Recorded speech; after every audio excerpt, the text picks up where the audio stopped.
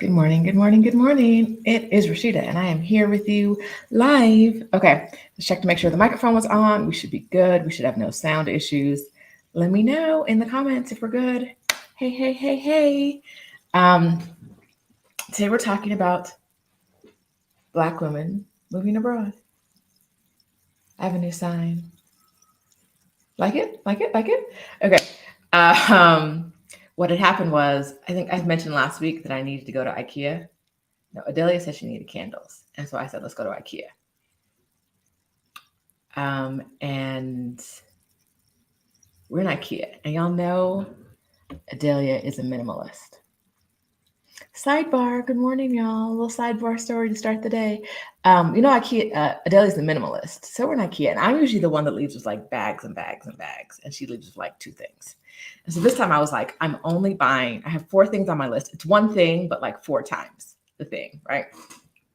So I'm leaving with the things on my list. And she was like, good, I got you, blah, blah, blah. She sees the sign and she was like, you need a sign. And I was like, I don't need a sign. She's like, no, you need a sign for behind your desk.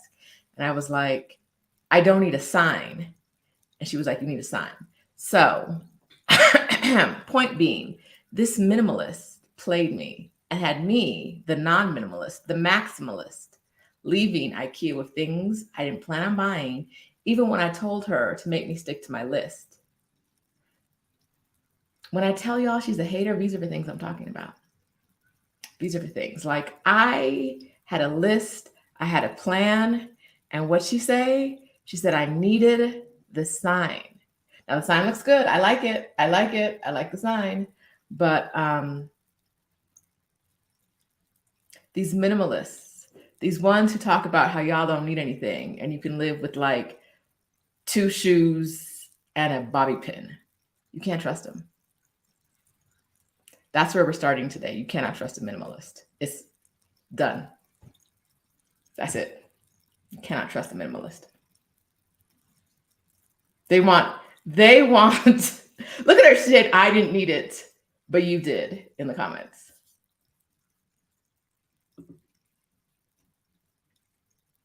The minimalist who needs nothing. And I was on a very specific shopping tangent. I knew what I needed, going for something specific, and she made me get a sign. Anyway, sidebar, you cannot trust a minimalist. It's my story. I'm sticking to it. You cannot trust them. Don't do it. It's not a good idea. All right, now. What are we talking about today? We're talking about moving abroad. Hi, friends. Hi, friends. My hair is fire today. Thank you, Global Paper. I got my hair done yesterday, but I'll give you that story a little later. We can't do like two stories back to back. We got to probably stay on track. Got to stay on track.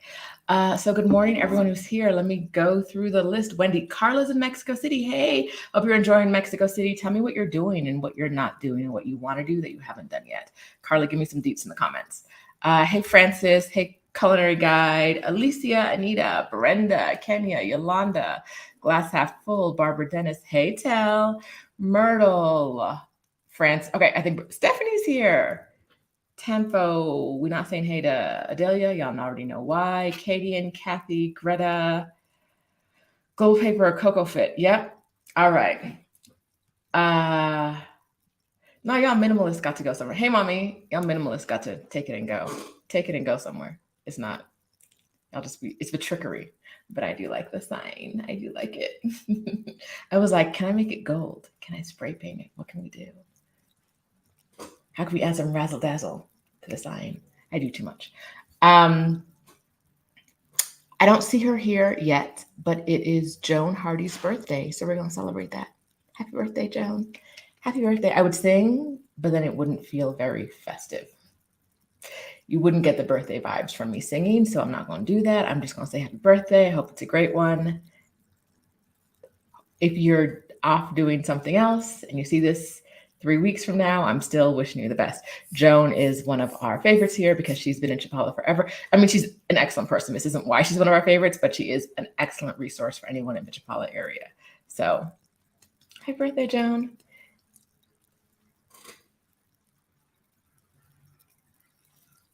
All right. We're talking about moving abroad. So, what I want to do today, if you're on my email list, are you on my email list? Do you know how to get on my email list? I send pretty good emails. I would say so myself. I send pretty good emails. Hey, is that Miss Politics and Fashion? Hey, girl. I'm a fan. Okay, so I was looking to tell you how to get on my newsletter because I send pretty, if I must say so myself, I send pretty good newsletters. And I sent one this week to everyone talking about how when shitty things happen in America, we get a lot of people are like, I gotta go. And it's like, I gotta go immediately. And I get the sentiment behind it. Like, I really understand why the urge is to leave. And I'm not going to be the one to tell you to stay, because no. But what happens is that a lot of people rush. They rush to leave because they feel like it has to be a now thing. It has to be like they have to go now. And I don't want you guys to speed up your plan to your own detriment. Like, I want you to get out as soon as possible, but I don't want you to feel like you're speeding up so much that you're not taking care of the things you need to take care of ahead of time. So people, we're going to talk about moving. We're going to talk about moving at your own pace. We're going to talk about making sure that you've taken care of all of the things you need to take care of. So let me drop a link to my newsletter, because once a week you'll get an email from me to help you thingy. Arnell said the email from me this week was so timely. I was about to run. I was about to sell the ranch and run. I get it. But then you might end up in a place that you don't want to be in, or like you're not ready for. And that's not what we're doing.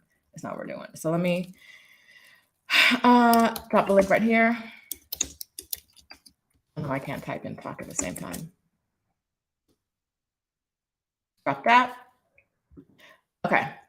It's live in the chat. You can just grab it from there. And I'll put it in the description when this is done. Okay, so we're moving abroad, but we're moving at our own pace and we're taking care of ourselves. So who here already has a move abroad plan in place, but has not started their move yet? Drop a that's me, or raise your hand in the comment. Drop something in the comments so I know you have a move abroad plan, because I want us to work through our plans together. So while you're doing that, sorry, I've got this. I still have a cough that I've had for like 3 weeks, y'all. All right. Food tour, Polanco. Carla. I asked Carla what she's doing. She's doing a food tour. She's going to Polanco, Coyoacan. There's a King Tut exhibit that I don't know about. We'll talk about that, Carla. Still need to explore Condesa and Roma. Hold please. On Saturdays and Sundays in Roma Norte, there are usually a lot of craft markets. Let me see if the most popular ones are happening this weekend. I'll tell you, and I'll drop a link if they are. You guys tell me who's moving, who's working on the plan, what your questions are, whatever holes in your plan, whatever things that you're like, I can't figure out. Let's talk about that while I look up craft markets in Mexico City, which half of y'all will not care about. But let's see, June 4th and 5th, which it's not, so that's next weekend. Which other one can I try? I follow like 17 of them on. It's, nope. All right. The ones I'm thinking of aren't popping up, aren't showing up. So I don't think anything's happening really this weekend that I would send you to.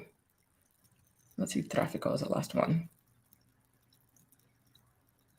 They don't even have a date, so I don't think it's happening anytime soon.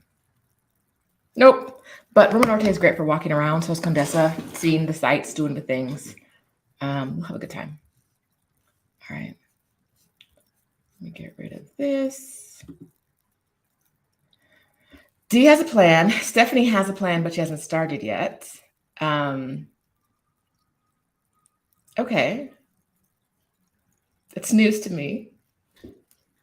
I would want to know what your plan is. Kenya has a plan. Halisia has a plan. She's not sure what she's missing. Mama Dow has a plan. Okay. In your plan, do you have your location picked? Because some of y'all, I don't think y'all have locations picked, which is, you can still have a plan without having a location, right? Like deciding on a location. But that's why I'm curious about some of you. Kenya, the markets, there are literally like 30 craft markets in the city. So there's one every weekend. Each one happens once a month, but they're not all the same weekend. So you can probably find one. A lot of times it's like seeing something ahead of time and knowing that it's going to happen. And I haven't seen anything this week. So I don't know where things are happening this weekend. Yep, Jessica, we're talking about temporary moves too. Halisi has our exploratory trip starting Wednesday. Okay, Halisi, you're going to Portugal on Wednesday. Is that right?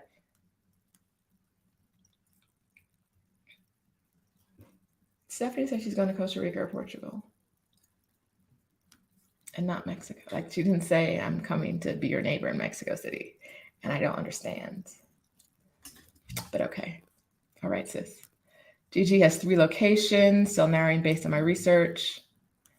Jessica is magical. Love the name, sis. Love the name. Says, I want to travel and like stay somewhere, do work to live type things, experience the culture, make it more affordable. Yes, that's all possible. Teresa Williams asks, is 30 days a good time for an exploratory trip? I think it is. I think it's more than enough. If you have 30 days, you could probably see 2 places. Depends on what you need from your exploratory trip. Like if you know you're the kind of person that can live anywhere,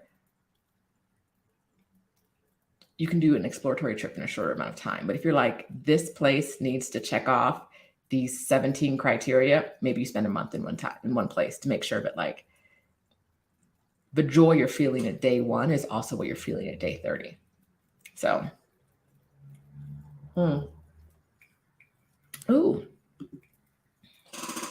Coco Fit, sis. I'm moving to the Netherlands in September, selling my home and getting out of here. Okay. Now, how did you pick the Netherlands? I'm curious about that. But I'm also very, very happy for you because get out. Jessica wants to go to South Korea and Japan. Kenya has locations in mind, beginning of Mexico City and then San Miguel de Allende. My favorite mega city and my favorite tiny town. Those are my 2. All right. Kelly is currently on a sabbatical and planning to get a work from anywhere job to see where she wants to move. Yes, I love it. Oh, wait, what's happening? Y'all are commenting. Planning to move to London this summer, all thanks to this community for motivation. Oh, y'all. Yay, I'm excited for you. Music Lover has a plan to move to Panama. Okay, ladies. All right, ladies. We're doing this. We have plans. Okay. So Halisi said earlier that she doesn't know where the gaps in her plan are. And I don't, maybe there are none, right? But if you think you have a gap in your plan, like you can't figure out this one thing, drop that in the comments too. My group coaching session for From Burnout to Bliss is this evening. I accidentally had another one. I sent some incorrect information. So we had one last night too. We had a tiny one last night. And one of the women was feeling particularly overwhelmed. So for people who don't have a plan or feel like they can't make a plan, this is for you. She was feeling overwhelmed because it felt impossible. She was like, I just don't know if it's possible for me to take a sabbatical, which is what she was talking about. But I want to know that this is true for you if you plan on moving abroad too. She felt like, I cannot do this. Every time I think about it, it feels like I'll never have enough money or it's just not going to happen for me. And my advice to her, which I want you to think about if you're like, I can't envision it happening for myself, is to just plan one thing at a time. Like first, when do you want to move? Like pick a date. If you want to take a sabbatical, when do you want to take a break from your job or leave your job, right? And then what do you want to feel like when you're abroad? Do you want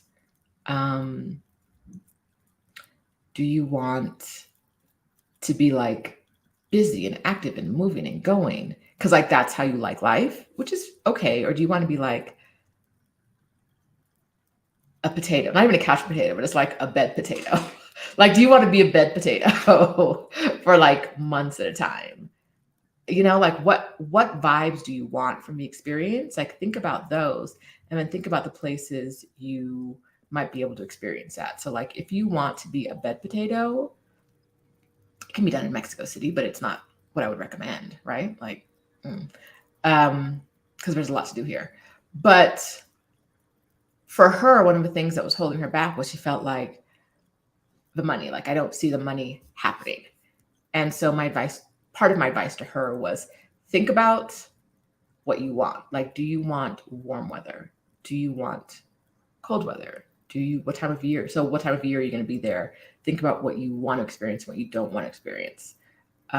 Think about what you want to do. Do you want to spend a lot of time hiking in the woods or laying on the beach? Or like, think about like, the environments you want to be in, how you want to feel, but not necessarily the location, right? Like, don't think I need to go to Portugal, but I can't afford Portugal, so I'm not going to move. I'm not going to go on a sabbatical. Think about like what you want to embody in your daily, and then look for places where you can afford with the money you have or the money you're going to have, and think about what you can do, like how you can get that feeling and where you can get that feeling in a place that you can afford now, so that you're not always putting off the thing you want because it's out of your reach, right? Like, how do we make what you want, what you really want, more accessible? Because if what you want is to learn Portuguese, you don't have to go to Portugal to do that. You could, I'm sure there are, and money is an issue. You can go to cheaper places in Brazil and learn Portuguese, right? Or if you want to go to, I don't know the beach towns in Portugal, but if you want to go to a beach town in Portugal and that's what you really want, I get it. And I'm not telling you to let go of your dream, but if you're like, sis was a teacher, so it's kind of it's not an urgent conversation, but it's got some urgency behind it, right? She doesn't want to teach anymore. Okay, well, like, do you want to teach for the next 10 years until you feel like you can comfortably afford this? Or do you want to make a move now and go somewhere that might not be like your dream destination, but you also get the break that you need and you're no longer teaching? Like, she doesn't want to teach at all anymore. So it's like, how do we get you to the place where you're not teaching at all? And like, what can we do? And so for those of you that feel like it's not attainable, like, try to twist how you think about it. Try to think about it in a different way. Like, what is it that you're trying to get? And how can you make that happen? All right. Steph is team bed potato. That's why we work so well together. You know the amount of meetings we've had together with like one of us in bed or the other one. I show up to like all my meetings in a bathrobe. If I'm wearing clothes and you see me on camera, I just put them on. Like real clothes, I just put them on. I'm not bed potato. So yeah, think about what you want and what you want to feel, and then figure out how you can do that with the money you have. So one of the other things she was concerned about, and I think a lot of us, especially single Black women, we're used to like not just carrying our own weight, but carrying other people's weight as well. One of the things she was concerned about is like retirement, right? Like, if she takes a break, is she hindering her retirement? And what I told her, and I'm gonna tell y'all too, is like, yes, you can make progress in retirement, even when you feel like you can't. But a 6-month break a 6-month break in investing for retirement is not going to make or break your retirement, right? If you haven't been saving all along, saving now for 6 months is not going to make a big difference. If you have been saving 6 months, it's not. 6 months is not going to be a big difference, especially if you're teaching kids in school right now and you don't want to be. Like, it just doesn't seem worth it. We know y'all are underpaid, right? Like, you're underpaid first responders. And I know it doesn't make sense to me. I'm not hating, because like I understand the urge to teach. So this isn't me coming for teachers in any way. But like, if you don't want to do it, find a way out. Find a way out. Jessica's magical. My friend suggested working in a hostel. Make sure you know what you're getting in exchange for the work, because yeah, all the time. I'm literally like top up. The bottom of this dress isn't even buttoned. I cannot stand up. All the time. Bed potato. I'm not putting clothes on. All right. So Coco Fit, who's moving to the Netherlands, her mother's family's Dutch, and she has y'all. I'm gonna have to stop going live for a while. It's why I haven't recorded videos lately. I start talking when I start choking, and no idea what's going on. I want to be in Europe because it gives me access to countries on the continent and the world. It's cheaper to travel from there. Yes, it's so much cheaper to travel from Europe. America is off. Let me not. I'm trying not to. So I've been trying not to say negative things about men on the internet. And I've been trying, not that I'm trying not to say negative things about America, but like, I feel like as someone who's not in America right now, and hasn't been for a while, it's not necessarily helpful for me to continuously shit on the country. Like everybody already knows it's not great. And so I'm making an effort to like not be positive about the experience of being there, but to like share my thoughts without saying America's a crappy country and should be like dissolved and given back to the people it was stolen from. So, and the people who were stolen to come work there. I'm gonna go mind my business. Okay. All right. Halisi's fall is her final move. Gave notice in January 2020. Left town in May. Exploring in June. Moving fall 2022. I love it. All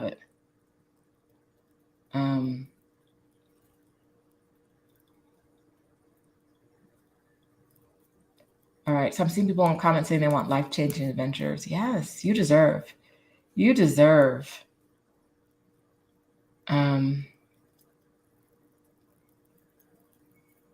All right. So moving abroad, start your plan. Start a plan. I always say pick your departure date first. I think I got that from Stephanie. I think I did. First things first, pick a departure date. You can change it, right? You can change it if you want to.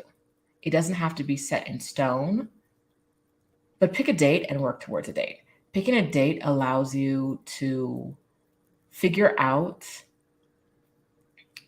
how much money you're likely to have at the departure date. Picking the date, because maybe you have a bonus coming up at work, or maybe you'll know what expenses you have before then. Do you have to pay taxes? Do you have to do anything else? Do you get a tax refund? Picking a date really helps you figure out the money. I think it helps you figure out the money part. And once you have the money part figured out, or like, once you know how much money you'll have, you have a better idea of what your monthly budget can be and what you can do. Kiona says, how hard is it to get a job in a different country? This is a great question. Now, this is going to be really general. And Kiona, I'm assuming you're not asking this as someone with like special skills that most countries are like trying to import.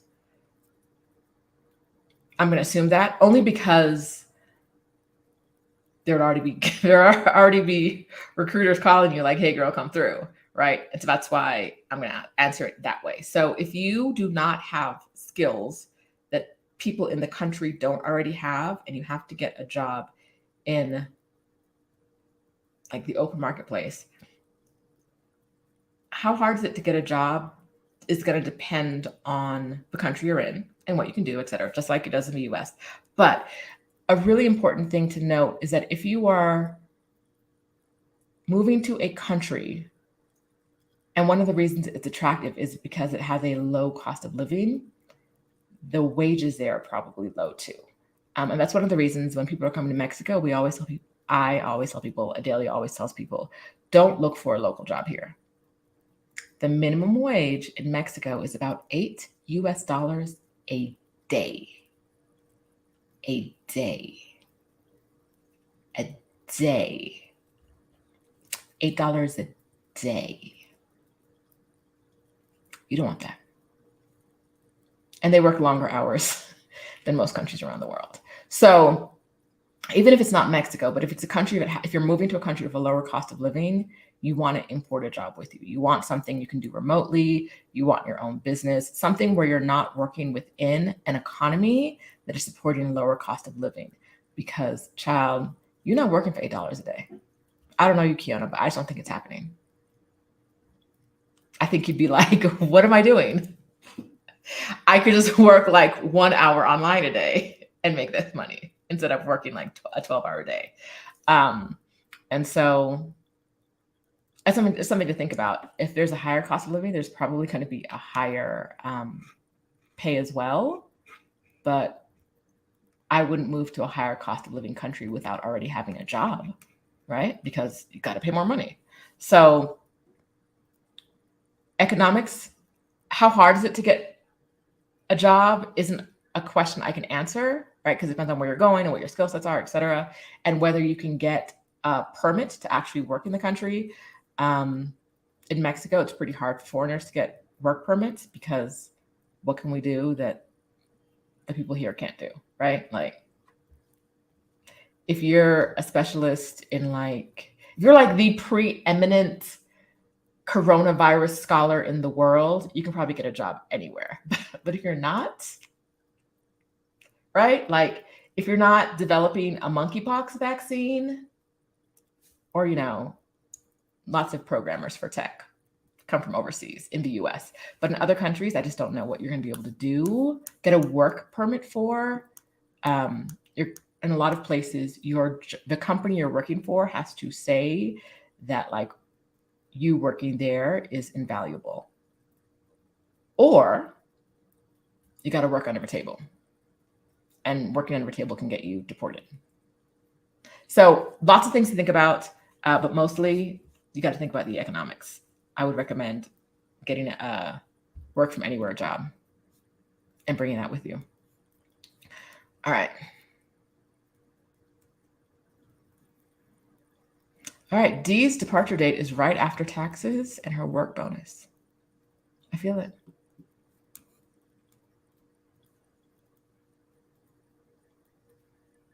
All right. BFF lives in Mexico. She's a US RN and has her own business as an independent consultant. Cost is cheap there, but they don't pay nurses there at all. No, they don't. Or doctors. You'd be surprised. You'd be surprised. It also means that the healthcare costs are low, but you know, it's not a trade-off most doctors would want to make. Coco Fit, I'm curious about whether her business as an independent consultant is in Mexico or in the US. If you can let me know, that'd be great.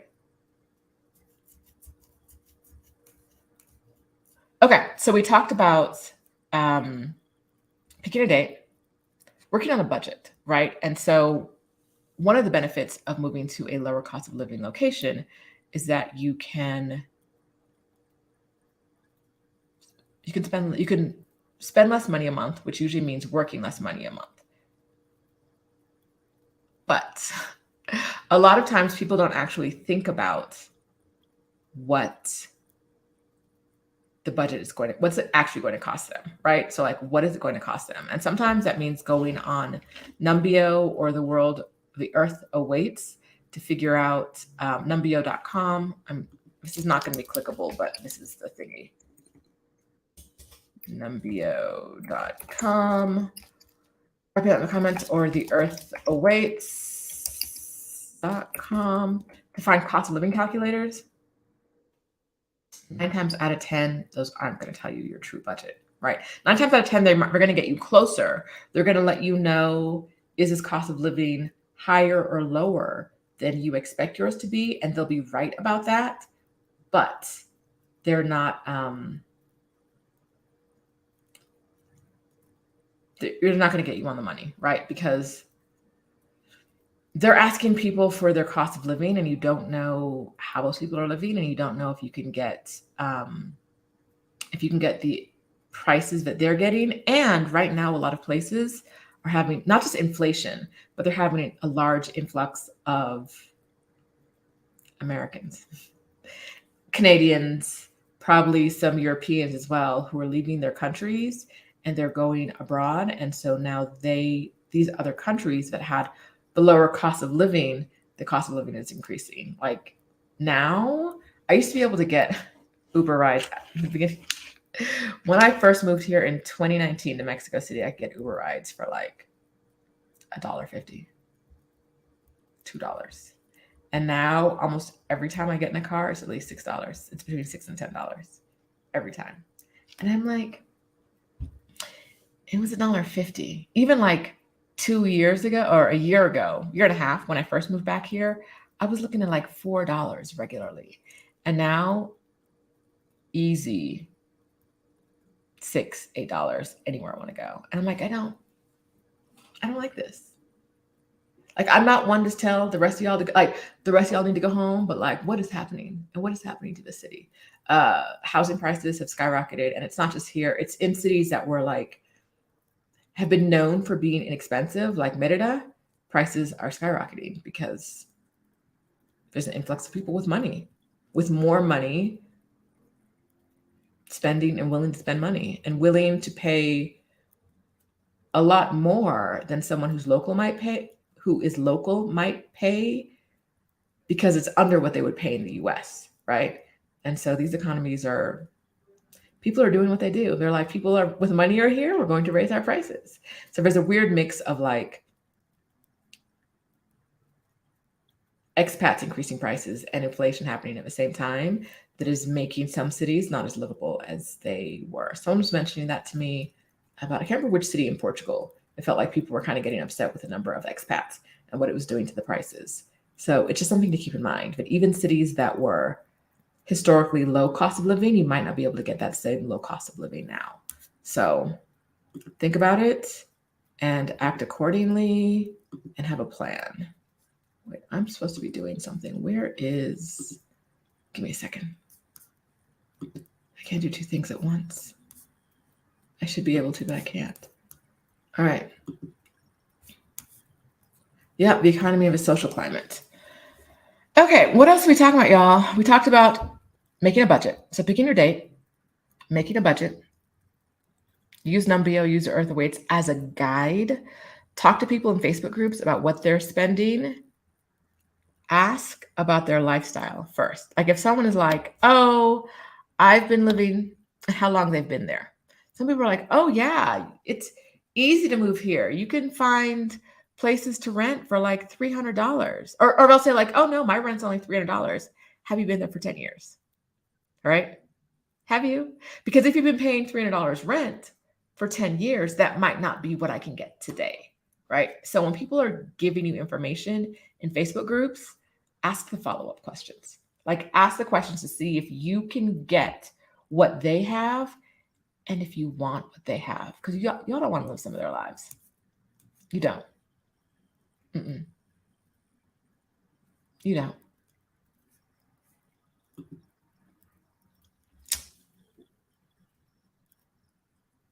That's a great question, Teresa.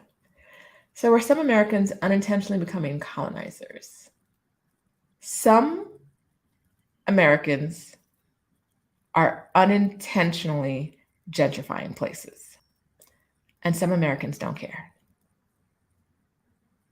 So I'm not even going to say like some Americans are unintentionally becoming colonizers, because like colonizing is in some people's blood, right? Like some people are born into a long line of colonizers and murderers. But, so like it doesn't literally in some of these Facebook groups, you see a lot of like, what's the big deal? Like, who cares? What does it matter? Price is going up, but I can still afford it. Why would I not, live my best life all the time? Like, why does it matter what I do in this economy? There's a lot of that in Facebook groups. So I'm not even going to say like unintentionally, I'm going to say they just don't care. Like colonizing is like the family tradition. Who cares? What are we doing?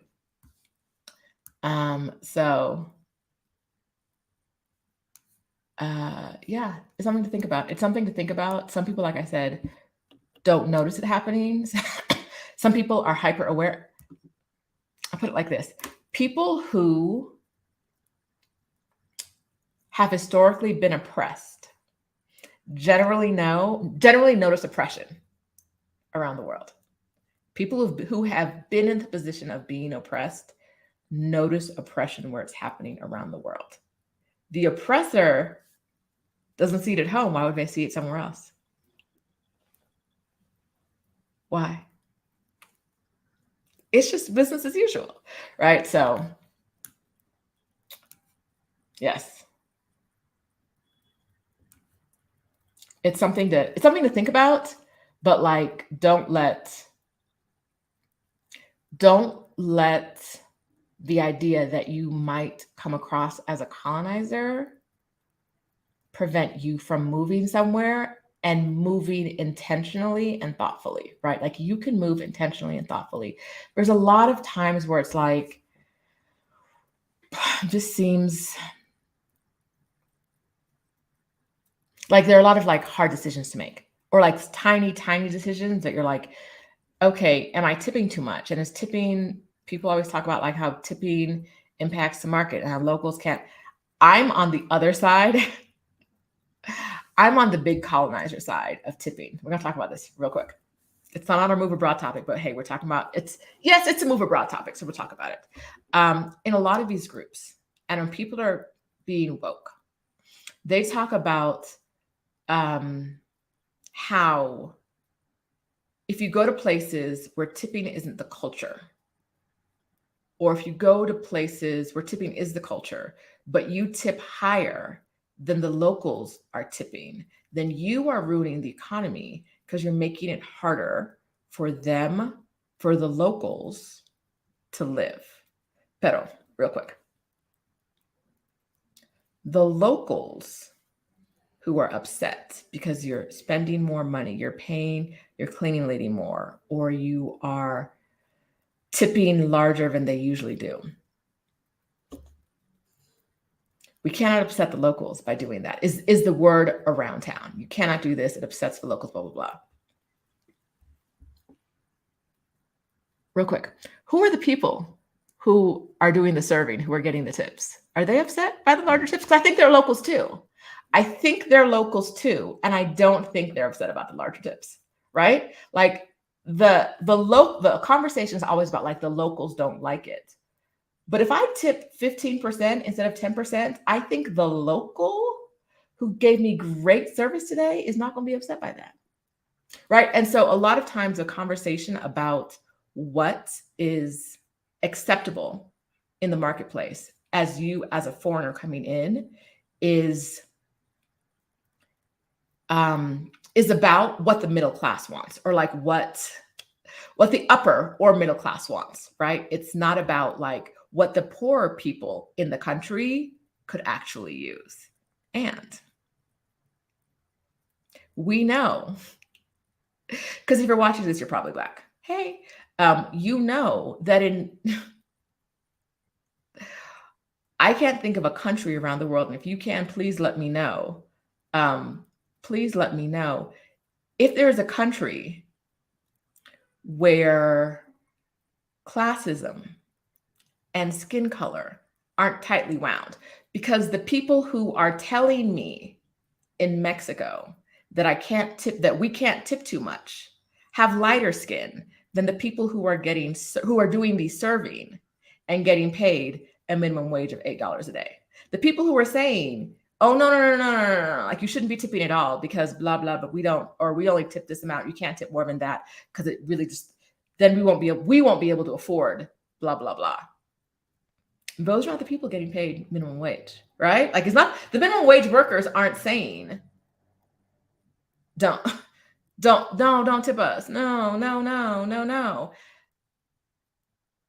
I am never going to have solidarity with employers over employees. I'm just not that person. Y'all want to, like, it's no judgment. Y'all know it's a no judgment zone. I love y'all.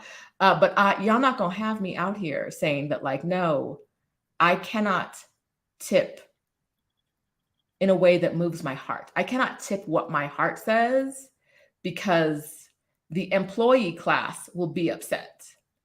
Absolutely the F not. No. So those are conversations that happen as well about like how if you come in and you pay a higher wage, then you are a colonizer, right? And you are destroying the economy. But it's like in a country like Mexico that has very, very significant wage disparity, right? Very significant wage disparity. I don't want to hear from the people who are doing really, really, really well, or the expats about what is needed. What I want to hear from are the people who aren't doing well, right? Because when you've been oppressed, you're more likely to side with the oppressed, unless you come to these places acting brand new. And some of us do. Some of us do come to these places acting brand new. But that is a conversation that I see over and over again. And it's like, I see the brown people.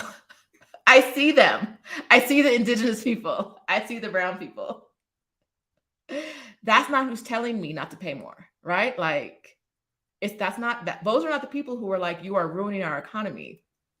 It's the lighter skinned people who are saying, stop doing this. And I don't care. So that's like,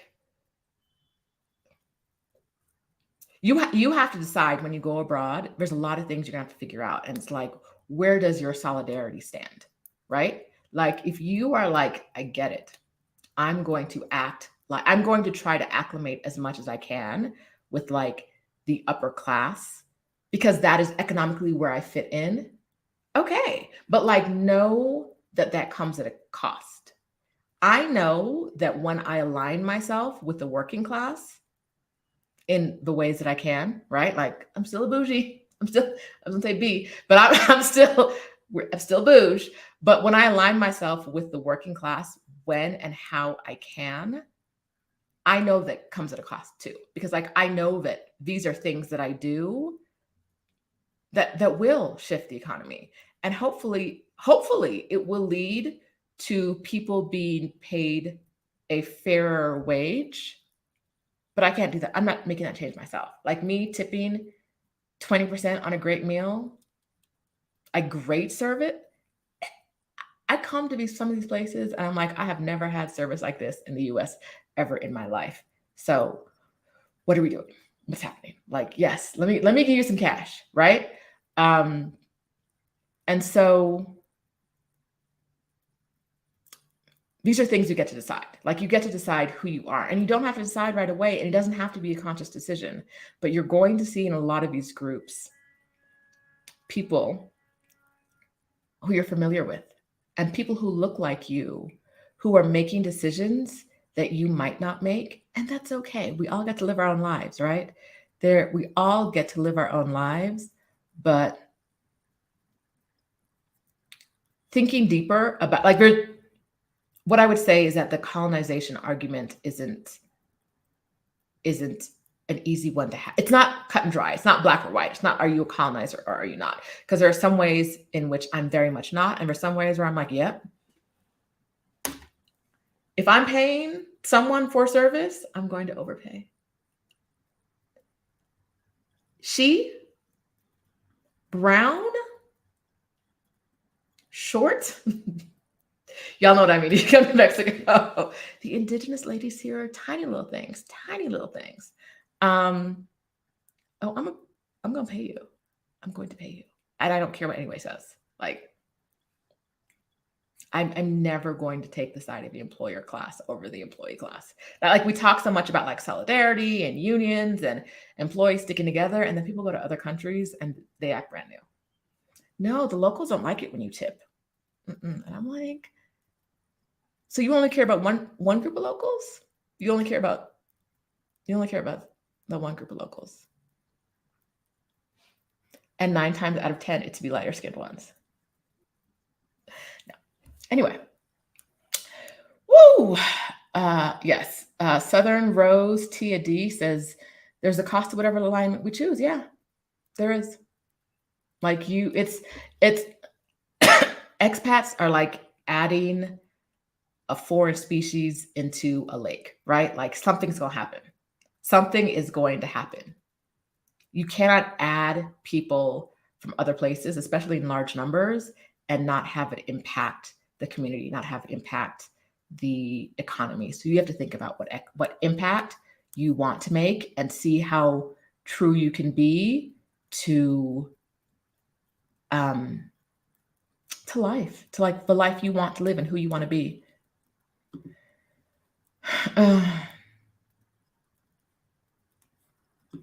Okay, Anita, you said the only problem with that is the employer sees the employee making more money, so they increase their prices. That's not why employers are increasing their prices, because their employees are making more money. They're not increasing their prices because we're tipping more. They're increasing their prices because they see more people coming in and spending more money. They're increasing prices because they're vultures, like the oil companies who are increasing prices and having record profits, never seen before profits. They're not increasing their prices because the employee's making more money. They're increasing their prices because the same reason landlords are increasing their prices. They see that more people are coming down and there's more demand. There's more demand, so they're increasing their prices. Restaurants are increasing their prices because they see more demand. They see more US dollars down here than they have in recent history. That's why. All right.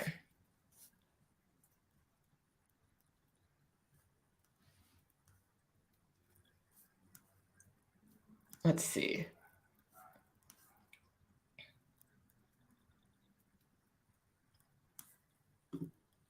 Yeah. We have to think about, like, we don't have to. You don't have to think about other people, right? Like my cleaning lady, something to think about when you go to another country. When my cleaning lady was like, how much do you want to pay? I was like, girl, I don't know. Like, what? I don't know that I can ask other people what they pay, but I don't trust these women down.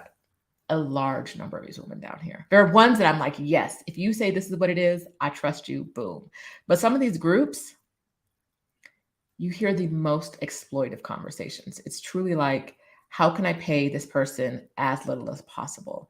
There was one time in one group where I saw someone paying the equivalent of, like, I think $2 an hour to watch, I think it was 3 children. And I was like, why would you even, you let someone watch 3 of your children for $2 US an hour? Woo! Like, and the other side of that is in a lot of these groups, the women that you're hearing from are here because their husbands are working or their partners are working for US companies that have them down here paying a truckload of dollars, right? But because labor is cheap, they're like, what is the cheapest amount I can pay? What is the lowest amount I can pay? And I'm like, you letting someone watch 3 of your kids for $2 an hour? You don't even like them kids, do you?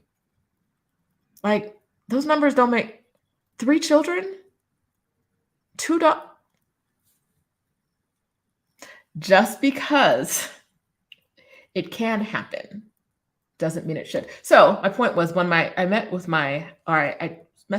my current housekeeper, the only one I've had, I got her on a recommendation for someone else, and I didn't ask how much she paid. She was like, how much do you want to pay? And I was like, I don't know. You tell me your price. Like, I don't know what I'm supposed to pay you. And she told me her price, and it was reasonable for what she was doing. And I still overpay her above that, because if I have to overpay her, or I have to get changed. Like, it's an exact change situation, and I don't have it. She never has it. I never have it. So I just give her like one bill that covers the whole amount. And so that's why I overpay. It's not a lot. It's like $2.50 more than her price per week. It's fine. But yeah, like, those are things that to figure out, like, what is a fair price, and how do you depend on someone? Like, how do you figure out what a fair price is? Because a lot of people living in a lot of countries, a lot of Americans move abroad with the idea that they're going to suck as much as they can from the local community, right? Like, they are going to they're going to drain. And so if the cheapest labor cost they can get, they're going to pay. And so you got to figure out, is that what you want? Okay, right? Like, you know who you are, like, I would like a staff of 6, and in order to do that, I have to pay you as little as possible. Do you? As long as you can sleep at night, do you? But if that's not what you want, you have to figure out, like, who can I go to with these questions? Or can I just trust that the person I'm going to have in my house, I'm going to pay fairly? One of the reasons I never beef with her about the price It's because I leave her in my house all the time. Like, I need to make sure I'm paying you fairly to make sure that all my stuff gonna stay where it is, right? Like, she has a key. She can get in any day of the week. Like, she's on my approved visitor list. She has a key. I don't have to be here for her to get here, for her to get inside. I could come home. If I come home and everything's gone, it's her or it's Adelia, right? So I pay her and I keep her happy. What you need, baby? Like, what is it? What is? Because I don't want to clean, so I need to have a good relationship with a woman I trust. And part of trusting her was trusting her to tell me a fair rate, which, looking at other people, I am overpaying. Looking at what other people are saying they're paying, I'm overpaying compared to them, but I don't mind because it feels like a good price for the service I'm getting. Anyway, that was a lot.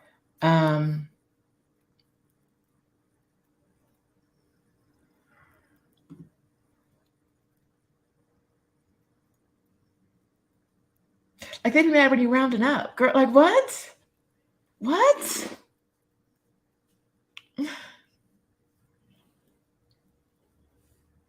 Like, even if it's not a tipping culture,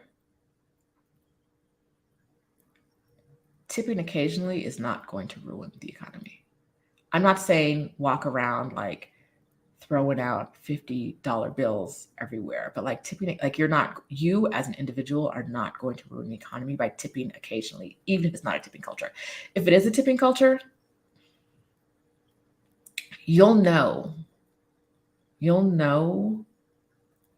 whether that 30 US cents or dollar in the US, $2, whatever it is, belongs in your pocket or the waiter's pocket. You'll know. It'll come to you.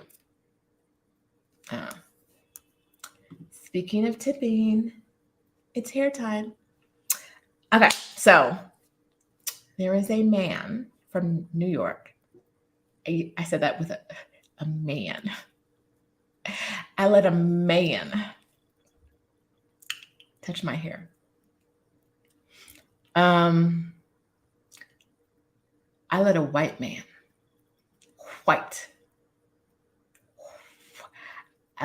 I realized as I was sitting in this chair, but I've never had a male hairdresser before. So I let a white male touch my hair. He's a professional hairstylist. He works on celebrities in New York. I think he's famous. I don't know. I don't follow hairdressers. And I don't think I did it justice today. It was super cute yesterday, and it could be like bigger and curlier. But I sat in his chair. Y'all, let me tell you about this experience. I walked in the salon. I had a 3:30 appointment. I walked in the salon. I told the hairdresser I had an appointment. He said, "Is it for a cut?" I said, "No, blow dry." He said, "Cool." Came back, walked me to the chair, washed my hair. Literally, I never sat in a waiting area at all. Walked me to the back, washed my hair, and then sat me down in a chair while my hair kind of drip dried in a towel. And the hairdresser, finished with somebody else's hair. He has 30-minute slots for blow dries. He has 30-minute slots for blow dries. Y'all know. Y'all already know. 2.5 hours. 2.5 hours. I was the last client of the day, so it was okay. It was okay that no other clients were added to service, but I think he was like, this is a lot. I was not his first black client. There were a lot of, no, I know at least 3 black women who've gone to him before. 3 black women who've gone to him who all recommended him. And I was like, I've never had anyone but a black woman do my hair. I don't think in life I've ever had anyone but a black woman do my hair. So he blew it out. It felt good. He added some curls. He undercharges.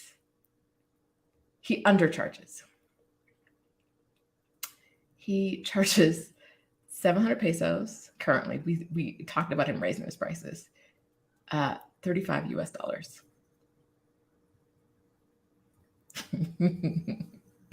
35 US dollars. So I think I have a new hairdresser. He's very aware that he's like not an expert in black hair, right? But like he has had black clients, right? He has them in the city, he had them in New York. He does like fashion shows. So like, you know, the models and stuff, and like works with celebrities. He has celebrity clients. And so he's used to it, but he's not like, I'm not going to walk out with like a Barbie ponytail like the girls are doing these days, or, you know, I'm not going to get a weave from this man. He's not going to lay a wig, but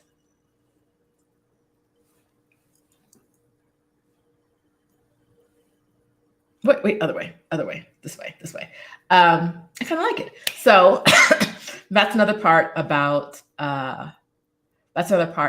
leaving the countries. We got to figure out, like, this is my first time getting my hair done by someone in the city. And he's like, pretty much all people, like his price is about the equivalent of most of like the nice salons in town. He doesn't, girl, you know, the man does not have a pressing comb. Doesn't do a silk press. I don't even know does silk press still involve a pressing comb? Does it involve a pressing comb? I've never had a silk press, but no. Yeah, no, he did a good job, but he was also like, I would like an assistant to know, like his assistants, he was saying, can blow dry a loose wave. Like if you have loose curly hair, they can blow dry that. But he's like, they don't know how to do like a tight curl on black hair. He's like, they can't blow dry that. So I have to blow dry it before, you know, I do a style. I'd rather my assistants don't do that because it's effort. And I was like, yeah, 2.5 hours instead of your 30-minute slot. But good times. We had good times. So I finally found someone who can do hair. His name was Michael Johnson. So Greta King, I don't know, but his name was Michael Johnson. I don't know if he worked at where he worked in New York. So yeah, this is in Mexico. I got my hair done by a white guy. The white women who were in the salon and left, because they were ahead of me, their hair looked like, yes, okay, I like it. But I wasn't sure. I was so hesitant to let this man touch my hair. So hesitant. But he did a good job, I think. Yeah. So I like it. There was a question from Politics and Fashion that I wanted to get back to. I saw it right when I started my story. Okay. So we talk about shipping here because it's complicated. So can you speak on shipping and getting packages from U.S. companies?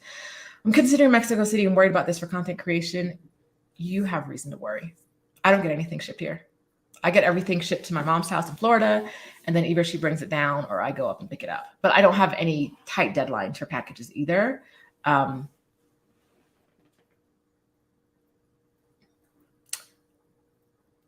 People will tell you they can ship things here, and they can.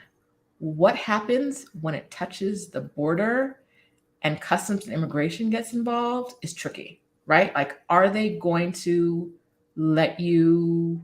charge you? Like if a company sends you a package,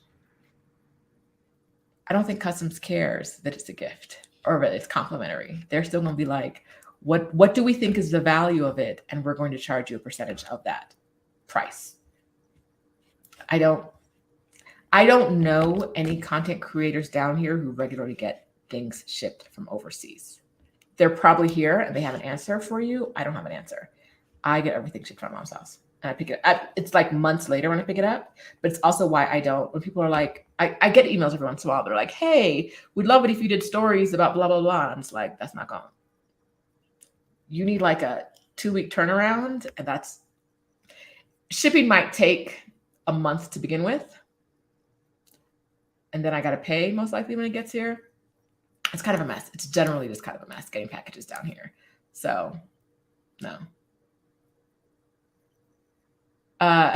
Teresa wants to know how many assistants Michael has. He thinks we should all go and book him for a day. Okay, so I asked about you, Adelia, yesterday. He does not do color, but he has 2 colorists, and I think 3 hairstyling assistants, or 3 stylists that are not him in the salon, 2 colorists, but he doesn't do color, and a manicurist in the salon. I purchased all of my furniture and household goods here. Yes, everything is from Amazon Mexico, from IKEA, from Facebook groups, people selling things, from department stores here. Everything's from down here. You can ship things down. Like if you get residency here, you can ship things down once and not pay any customs fees. But anything else coming in, they literally will just open your packages and guess how much things cost. Also, let's stop there. They're going to open your packages. Your packages that are sent here, they're going to open them. So you have to be okay knowing that like customs is going to open them. And if they don't like what was sent to you, like I'm sure there are rules, they will seize them. And then what you gonna do? So like people don't do things like ship phones down. Like you wouldn't buy a phone for like a family member and ship that down. Don't do that. It's much easier to buy a phone from companies here, right? Like my computer that I'm streaming from now, Apple sent it to me. It was easy peasy. Apple knows what they're doing, right? If I had bought it in the US and shipped, it's cheaper. It would have been cheaper to buy it from in the US and bring it down with me. But if they realized I was bringing a computer down, they would have charged me customs fees and the price would have skyrocketed. So yeah. Are there good barbers that can cut natural hair in Mexico? This is an Adelia question. I don't. It's been like 6 years since I sat in someone's chair. 5 years since I sat in someone's chair. So yesterday was the first time in a long time. Adelia, are you around to answer the barber question?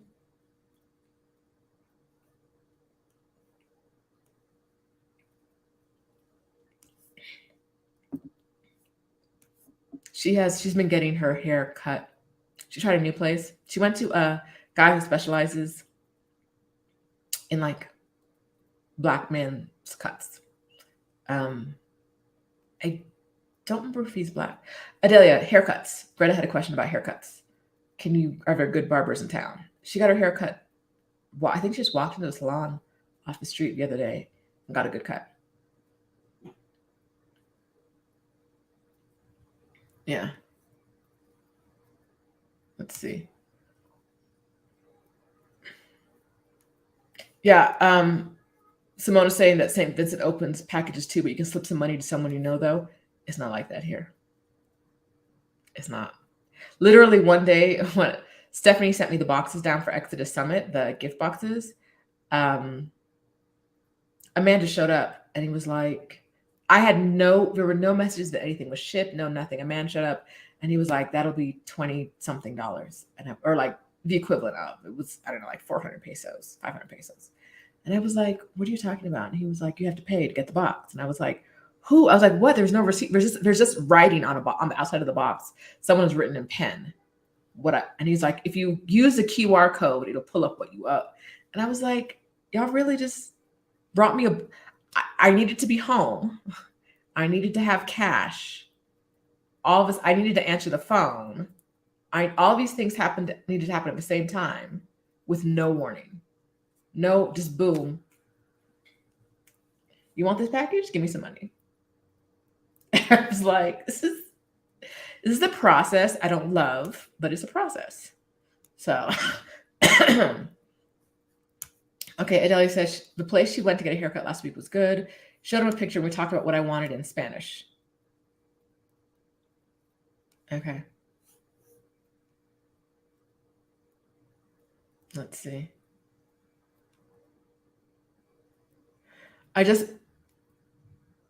Kendra, where are you, Kendra? She says, I just bought a flute from Germany on eBay and I had to pay, I guess she's in the US. No, I don't know, it says UPS. I had to pay another $130 before UPS would give it to me. Yes, girl. Wild. They just be doing wild stuff. Whatever. It's lawless. Where are you, Kendra? Where are you located? So Adelia has solved the barber problem. She just needs to solve the colorist problem. Danielle says my hair is beautiful. Danielle, we just talked about my hair. I got it done here. I let a white man touch my scalp. My scalp. He said, I'll tell you, the reason it took so long is that I have like the hair of like 5 people. Up front here, this section is like 5 people's worth of hair. So he was like, it's a lot of work. But my arm is, I need a massage after this. I was like, good luck, God bless. I'll be back. There's an American expat who started a shipping company in Mexico. Interesting. The shipping companies aren't the problem. It's getting it through customs, right? It's not, the shipping companies are fine. It is getting things through customs where they're literally like, give us money. Thank you. Kiona, I'm not fluent in Spanish, but I am taking class. Well, I'm going to be taking classes soon. So let's see. Let's see. What are we talking about? Okay, we talked about picking your destination. We talked about coming up with a budget. We talked about colonization and what you're carefully choosing how you colonize and how you don't colonize. Because in some way you will gentrify, you will create impacts. You got to be careful about that.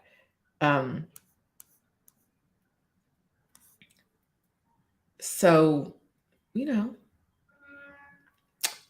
once you get past your budget, your location, if you're moving abroad, it could be time for a exploratory trip. I don't think exploratory trips are necessary, but I think they're helpful, especially if you're not open to, as Stephanie would say, bopping around. If you want to go to one place and just have that one place be it, then I think exploratory trips are good. But if you're like, if I go to a place I don't like it, I'll go someplace new, I don't think you need an exploratory trip, right? If you're like, it doesn't matter to me, I'll travel light, I'm gonna go to one place. If I don't love it, I'll go to another place. That is honestly my recommendation for all of you. I hope that like you're open to the idea that you can really be in love with one place and then 6 months, 3 months, a year down the line, decide that it's not for you and that you want something different for your life. And that doesn't mean you failed. And that doesn't mean you have to go back to your home.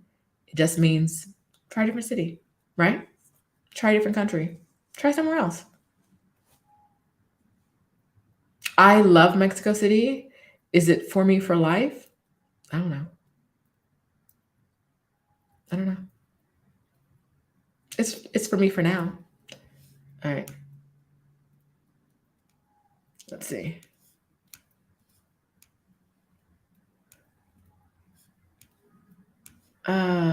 Josh says, it's easy to deal with not being fluent in Spanish. What do you do in a situation where there's a language barrier?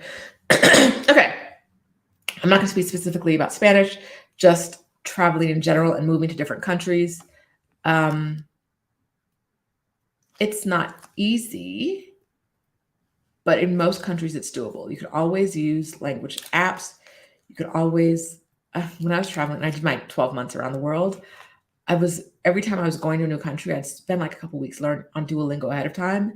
And I learned how to say things like, the horse is blue, that like didn't really ever come in handy because I never need to say blue. I never need to say horse, right? Like these are not helpful. They weren't helpful things for me. But I find that in context, there's nothing I can't figure out, right? Like if I am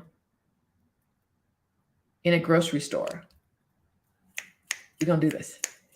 Whatever the checkout lady says to me, I'm close enough to getting it. And if I don't get it, the consequence of not knowing what she's saying is low, right? Like, I know how to check out of a grocery store. And so if I don't understand it, sometimes it's like, do you have a card? I don't have, maybe I don't go here, right? Like, I don't have your grocery store card. It's fine, right? Sometimes it's other things, right? Like, do you have coupons? I just want to give you money. Like, can I just give you money? Sometimes I might be overpaying. I don't know, but I don't know enough of the language to do this part of a conversation. I know how to do the process. Out of context, grab your language app, try to figure it out. Out of context, if I'm going somewhere and I'm like, I need to ask this person X, Y, and Z, I got my language app out before I'm even like with them. I've got it written down before I'm walking up to someone. I've already written down what I want. I can show it to them. I can twist Google Translate sideways. So let's get in there real quick. Google Translate is on the front page of my phone. I'm going to translate, where is the theater? I don't know why. I'm going to translate. Boom. I turn it sideways.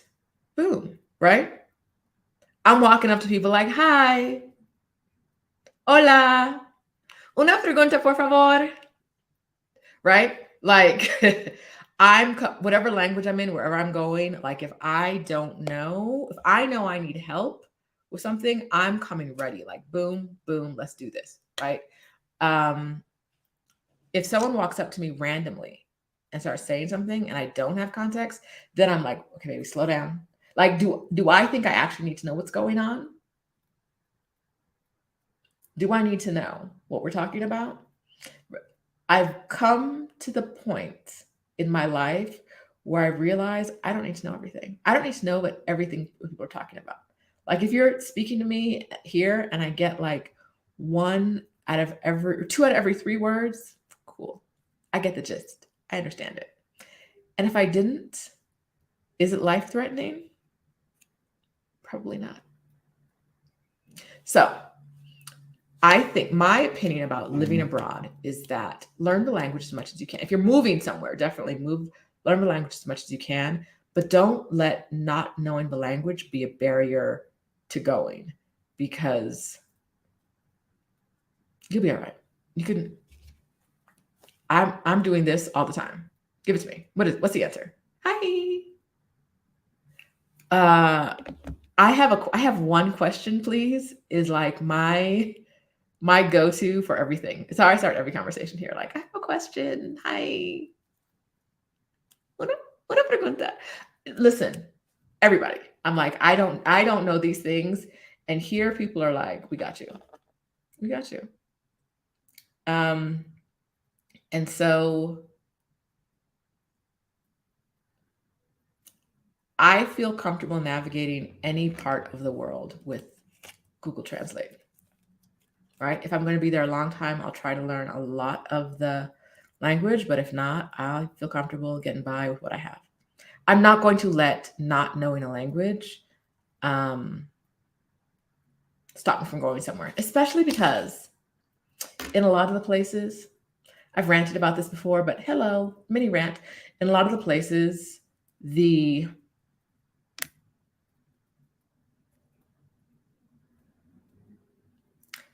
languages that are spoken widely around the world are the colonizers' languages. So I'm not stressing about knowing Portuguese. I never will.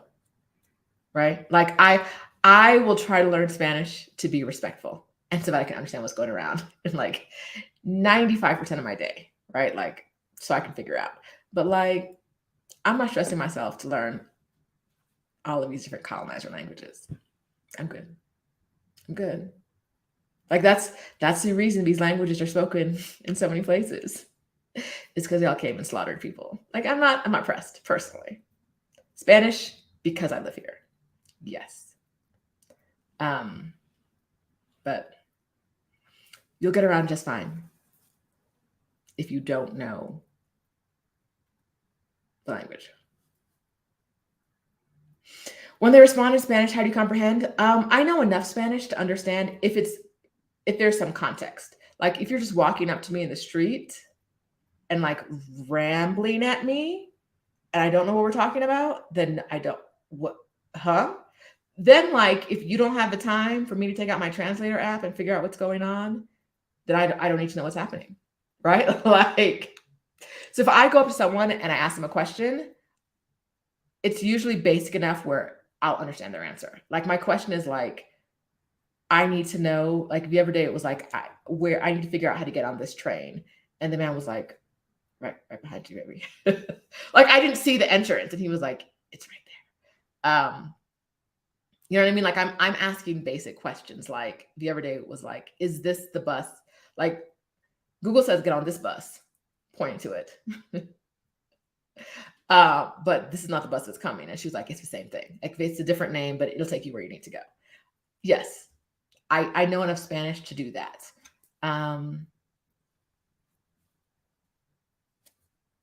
Yeah. I think that for a lot of us, fear is the thing. This is rant number 17. There are a lot of things in the world that can hold you back. Most of them are fear responses. Most of them are like, what if I don't know how to do this thing as well as I know how to do it at home? What if you don't? Like, you have to let go of the idea that you're going to know everything and do everything. And that there's some things you're just not going to be good at. I'm okay not being good at Spanish. I say that knowing that I want to get better, right? Oh yeah, telephone conversations in Spanish, I am a mess. If I have to do it over the phone, it's not happening. Questions, Rebloom Room says, should I buy a plane ticket to Rome today or not? I think we're going to vote on that, people. Should Kat buy a ticket to Rome today? I vote yes. Come through with all the yeses in the comments, because I know y'all voting yes too. Come through with the yeses in the comments. Kat, let's go to Rome. I vote yes.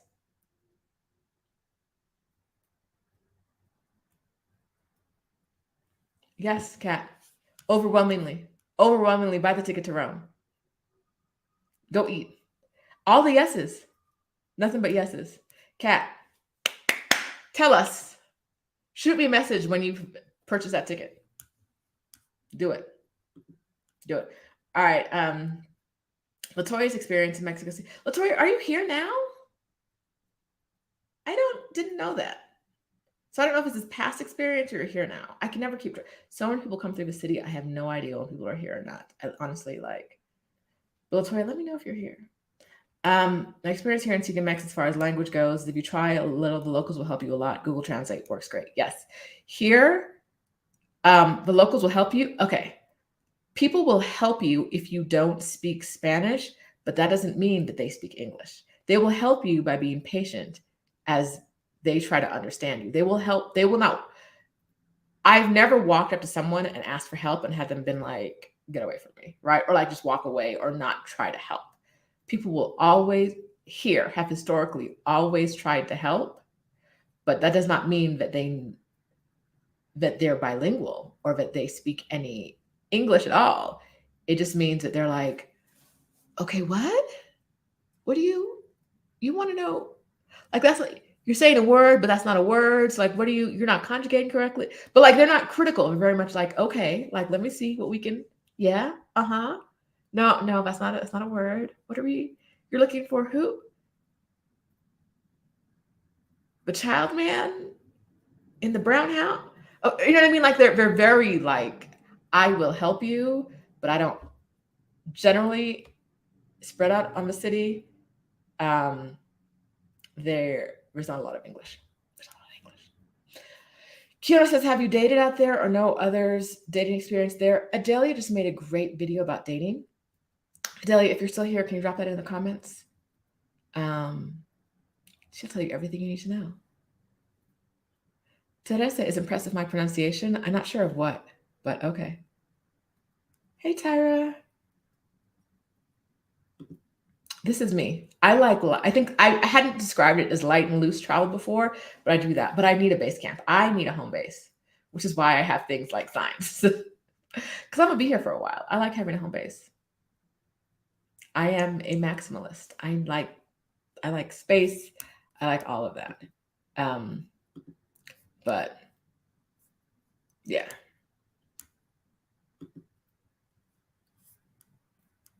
Let's see. Bum, bum, bum. Bum, bum, bum. Okay. Okay, Simi says, I have last minute panic. Like, what am I doing? Girl, what are you panicking about? Like, tell us, what are you panicking about? Is it that you're having second thoughts? And if so, is it because you love America and it's an awesome place and you can't imagine living anywhere else in your entire life because you really, really love it there?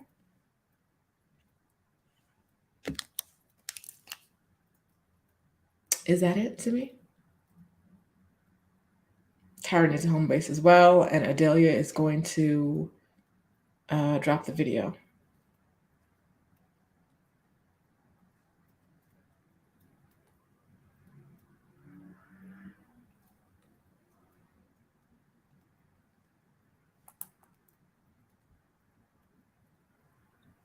Sarah says, I tend to be fearless. I will seek your help to avoid being unwise. I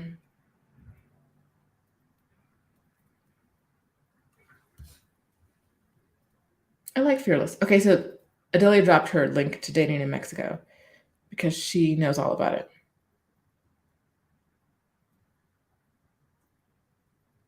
She talked to a whole bunch of women.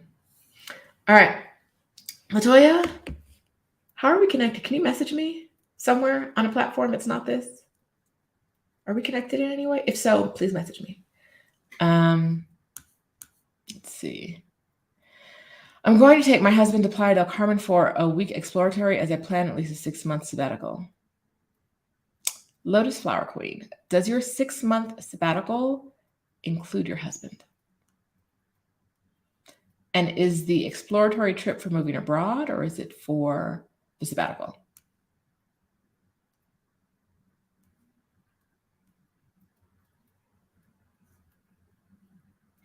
LLO is in Mexico City too.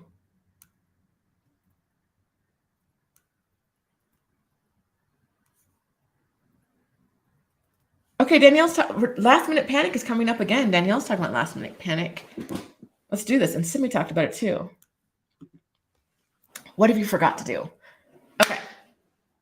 Do you have a passport? This is for you and Simi, Danielle. You do. Do you have a credit card? Probably. You'll be fine. You'll be fine. There's literally like nothing. There's nothing. You have a place to stay? So when I was traveling on my career break, I made sure that I knew where I was sleeping the next night. So if I woke up on Monday, when I woke up on Monday, I wanted to know where I was sleeping on Tuesday night. So I know where I'm sleeping on Monday night. I know where I'm sleeping on Tuesday night. Anything else is extra. In my world, anything else is a bonus. I know where I'm sleeping tonight and tomorrow night. Boom. I got a credit card. I got a passport.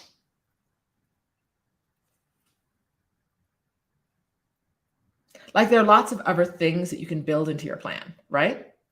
Like if you know where you're sleeping and you have some money to eat, anything else is extra. You haven't forgotten anything. There's nothing that you have to like worry about. You'll figure it out. You'll figure it out. If you're moving, Danielle, just think of it like a move in the States. Yes. Danielle, you have everything you need. Okay, Lotus Flower Queen. Oh, let me get this off the screen. Lotus Flower Queen is, I'm planning on moving abroad. He's a truck driver, and sometimes we will drive together here when not in Mexico. So you're planning on moving abroad. And your plan does involve him on and off. I see on and off in the other comments. Okay. So yes, take your exploratory trip. And if I have a friend, love her. She is a partner. They are very good together and not together, right? Like if his work keeps him in the US, there's no reason that you can't be sabbaticaling, moving abroad, imply doing whatever you want. And if he's going to be in the US a lot for work and you're not going to be together full time, while it would be nice if he loved your destination as much as you do, does it really matter? Right? If you're the person that has to be there all the time, you have to make sure you're happy. If he's not going to be there all the time, he needs to make sure he loves you, right? I am not a relationship coach. Feel free to ignore me. But yeah, like if you're the one that's going to be there all the time, it would be nice if he liked it. But if he doesn't, and he's only going to be there sometimes, okay. Josh, yeah, meeting locals requires knowing more of the language. I met someone local on a plane the other day, and I need to actually message her. But like, it's rare that I come in contact with the majority of the locals that I come in contact with in my day-to-day don't speak a lot of English. The majority of the local Mexicans that speak English kind of have what I think are kind of closed circles. That might be hard to break into, but I'm on a mission. All right. Let's see. All right, so Kat is buying her from Rebloom Room is buying her ticket to Rome. We love it. Yes, yes. Kenny says, can you talk a little bit about how to deal with the currency there? ATMs or banks when I arrive, or do you carry much cash on a person? Okay, so we're talking about cash generally around the world. And Mexico City fits right into this. When I go to a new country, I get money I don't exchange money because those exchange rate, those kiosks at airports give you the worst possible rate ever. It's just a trash rate.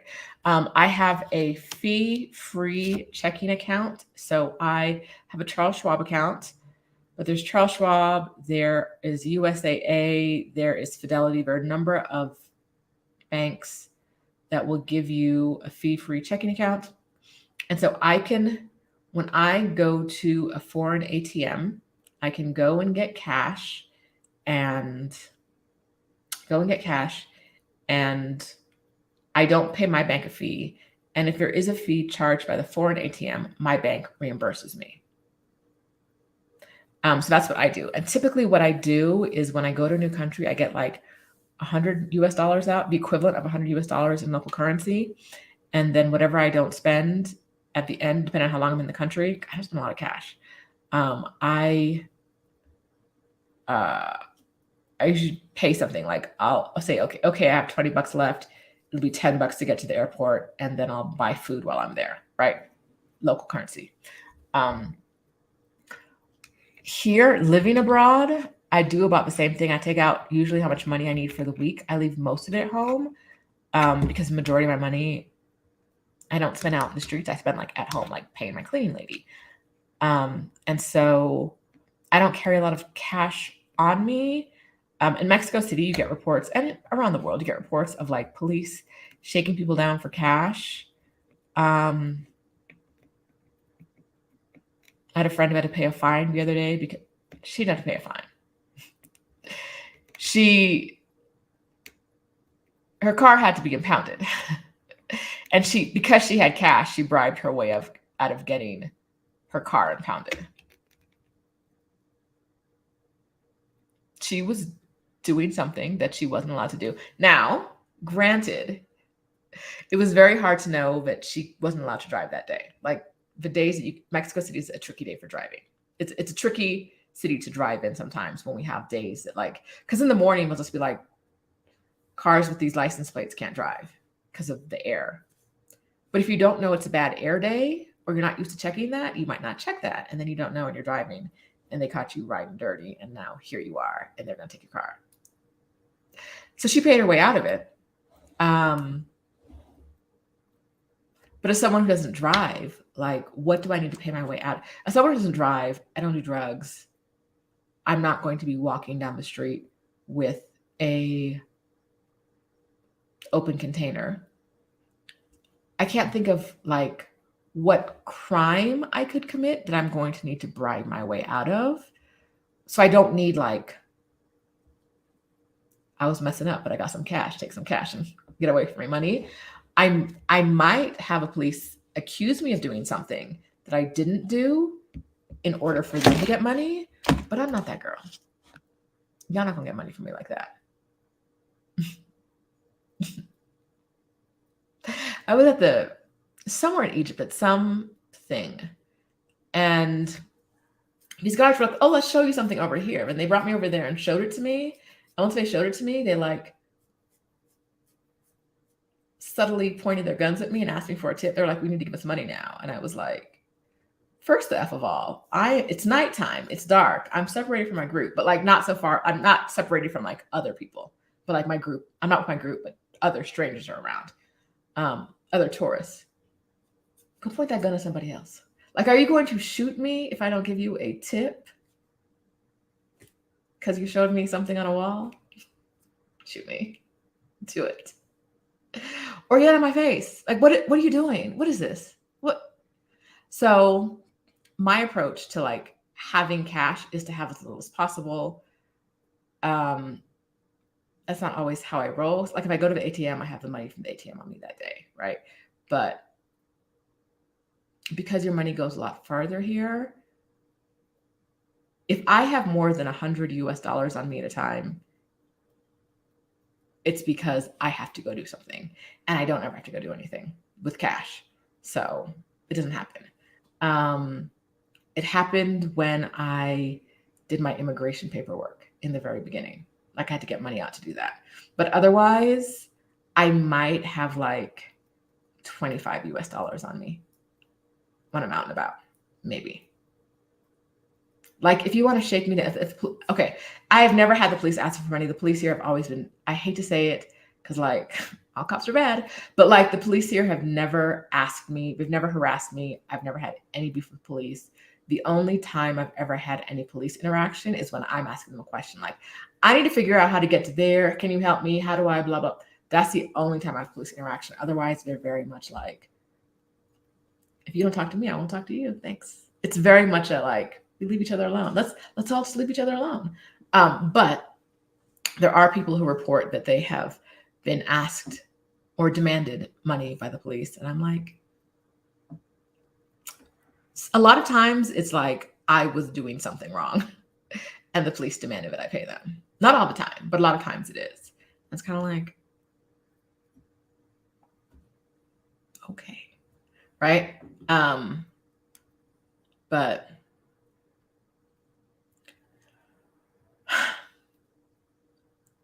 yeah, I don't have cash. Well, I don't need cash for most things. Everywhere here, like it's a very cash heavy city in some aspects. There are different economies. I'll say it like that. So like if I lived a completely like local life and I lived exactly how the locals did, I would use more cash than I do. I don't, right? So I use cards a lot. Let's see. Yeah, Egypt was lovely, but like there were quite a few things where I was like, this isn't awesome. But yeah, why are you pointing guns at me? Like, you don't. I'm a Black girl from Southern California. If you think this is the first time someone's pointed a gun at me, you're wrong. Thanks for playing. No, like I was just like, I see you and I see your intention and I wish you the best with somebody else because I'm not going to give you any money. No, I wasn't scared. I was in a large tourist place. Like I said, it was dark, but there were a lot of people. I was not scared at all. I was just like, this is stupid. Like this really is stupid.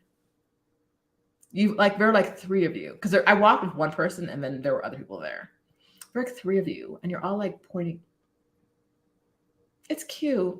It'll work on somebody. It won't work on me. I'm not the one. Thanks. All right, Simi's furniture selling quickly. Yes.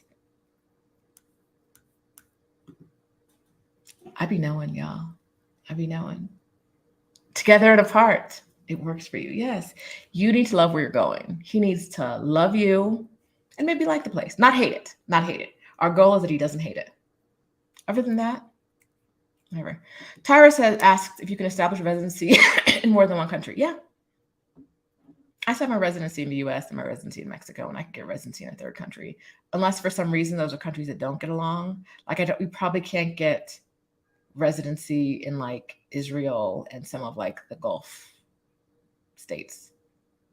Like QCC, the GCC. Probably not, but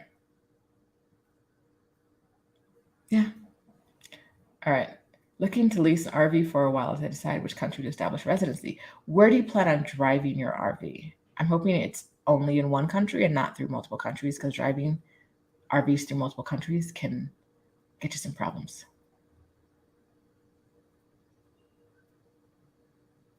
All right.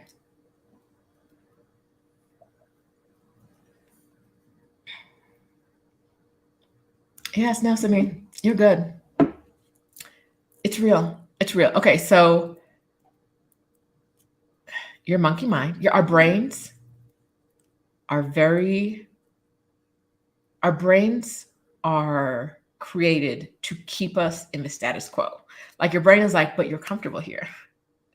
You're comfortable here. And listen, Taurus queen, I believe in comfort. I believe in living bravely in your comfort zone. So when you start to get, like, when that idea of something new comes up, your brain is like, girl, no, like, this is wrong. What are you doing? No, new ideas, new places, new people. You don't know that stuff. You know this stuff. Stay here. It's safe here. It's warm here. Stay here. It's just fear.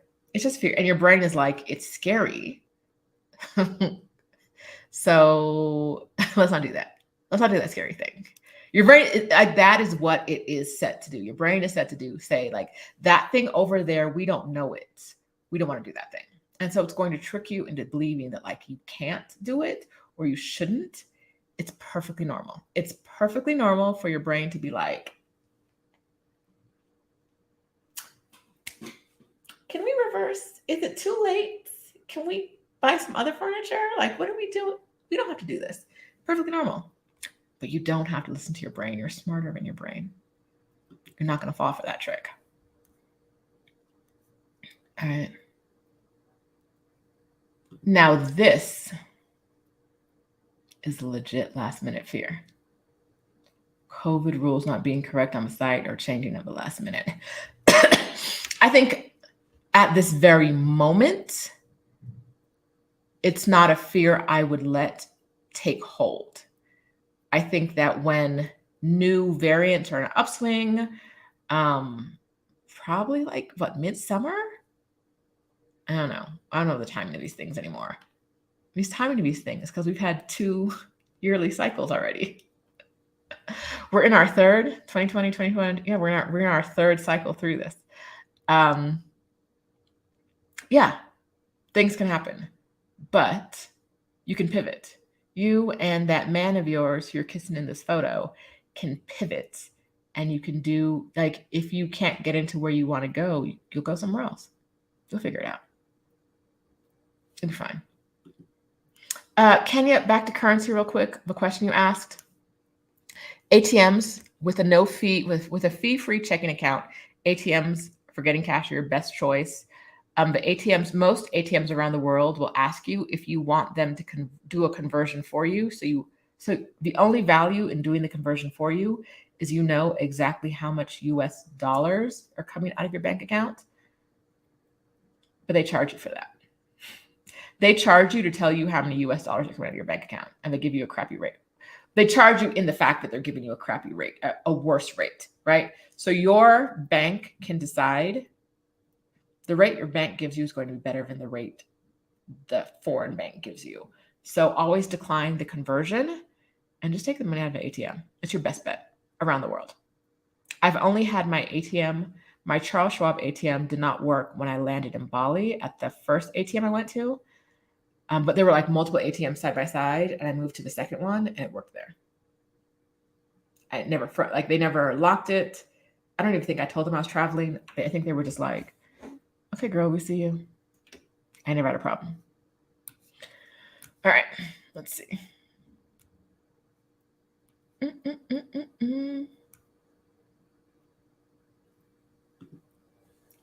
Okay, Queen, I love this. The anxiety has actually helped me with the personal development goal I've constantly avoided, feeling my feelings. Yes, yes, yes. Feel the feelings. I love this. It's important. It's important. Feel the feelings. Feel your brain being like, this is scary. And then say, like, okay, but scary, but I'm going to do it. I love it. Yes, Kat is clickety clacking on the computer and buying her ticket. Let's see. Let's see.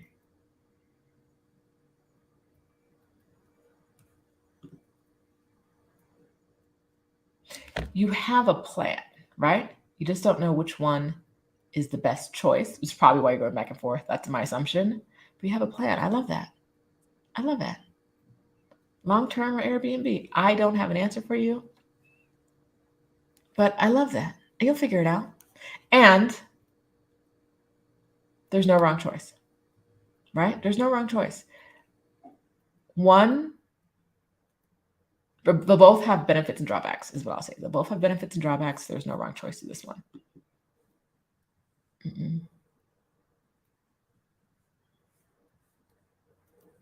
Let's see. Greta, no, I can't pay my rent online. No, I do. I pay my rent online, but like to my landlord's bank account. It's a very like bank account to bank account economy. And since I don't have a local bank account, which I might open one day, just so I would save on monthly fees if I did that. I use Zoom, XOOM, to pay my landlord. Her husband's bank account. Not my business. Her name is on all of the documentation, but I pay into his bank account. I've never talked to him. I don't know who he is. Never spoken to him. Only talked to her. Put the money in his bank account every month. Not my business. I don't know. Do I ever get lonely or homesick? I don't get lonely. I don't get homesick, mostly because I haven't lived in the same place since 2018. At this point, like when I was traveling around the world, I got lonely and I got homesick. In Mexico, I don't, because it's like, what is home? I haven't been to the last place I called home in over 4 years. So no, I don't. But when I was on the road, I got lonely and homesick. But like I said, it didn't last long. I'm also an introvert, so like alone time is awesome for me. Yeah. Let's see.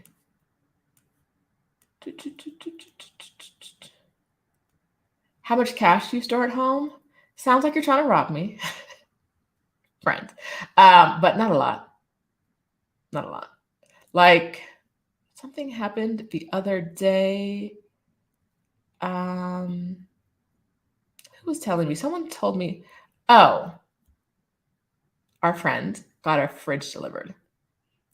And when the delivery company came, they were like, no, we leave it on the street. If you want it up to your apartment, you have to pay us more money. And she had to go to the ATM. I would have had to do the same thing.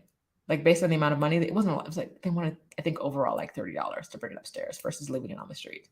Up like 3 flights of stairs. Okay. Like it's not so much money that it's like it's going to, yes, she probably got ripped off. But like she didn't get ripped off for $300. She probably got ripped off for $30. Okay, what are you going to do? Argue with the men as they leave your fridge on the street? She had to go to an ATM I would have had to go to. Like, okay, well, drop it off. Meet me at the ATM. I'll get you some cash. I don't keep money at home. Also because Adelia has easy access to my apartment. And when I told you, she's a hater. We don't trust her, right? No. But I leave cash out all the time. I leave some cash out all the time with like my cleaning lady. It's always there. I don't have any problems about like, I'm not worried about safety or anyone breaking in. We have good security here, but I don't, if I have cash in my apartment, it's because I plan on spending it that week or like the next 2 weeks. It's not a lot. Yeah.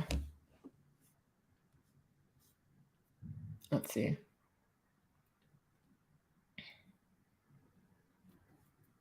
Bali is black. I was in Ubud. It's terrible. Not terrible. It was like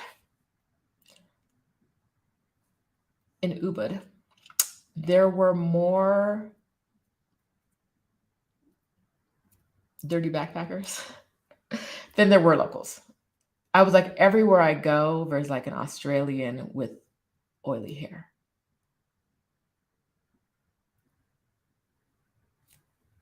I probably needed to be in a different city. I didn't love it.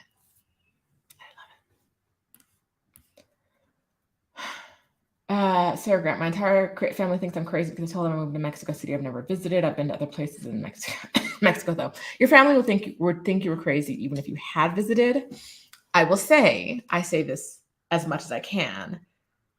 Mexico City is very much a love it or hate it city. And so I hope you love it. I hope you're open to saying this is not for me and I should move somewhere else. Like I said, I hope you get here and you're like, yes, this is it. I love it. But it's not for everybody. I might get that tattooed on my neck one day. Like Mexico City is not for everybody. Because I say this all the time. It's not fair. I don't want people to come here and be like, what was Rashida talking about? I don't like this at all. It's not for everybody. It's not. It's for me. It's for Adelia. It's for Stephanie Perry. So I don't know why she's talking about these other places. But it's not for my mom. She was like, no, I want a place where I can grow fruit. I need like trees and stuff. And y'all, we have a lot of trees. We don't have a lot of like, there's no tree on my balcony yet. There's no room for her to plant fruit trees in the earth. And that's what she wants.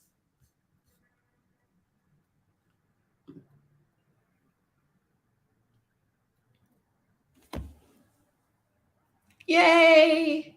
Okay, Master Black, I'm very happy for you. You're the family baby, child.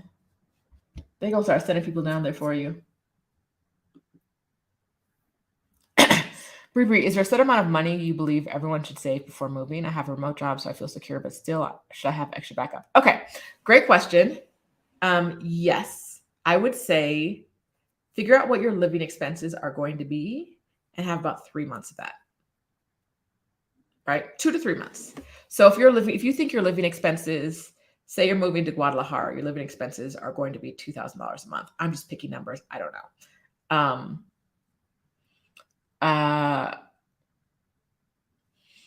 Try to have $6,000 saved, even $5,000, right? Things are going to cost you more than moving in is expensive, and you're going to have expenses that you didn't account for. You're going to pay more probably than you're budgeting, a little bit more. And if something happens and you lose your job, I want you to have a couple months of money set aside while you look for another job. So if you have a job, even if you have a job, I would say don't move anywhere with no savings. Carl said she couldn't pay for Uber. Child. Couldn't pay for Uber Eats with Charles Schwab or Visa. I was told I need to pay with Mexico bank account or PayPal. Has this been your experience? No. Did you open your Uber account in Mexico? That might be why. Otherwise, I have it connected to my Visa or an Amex. I don't remember. And that's all I use. That's all I use. Let's see. Wanda says, are the people in Bali friendly? Yeah, they were friendly.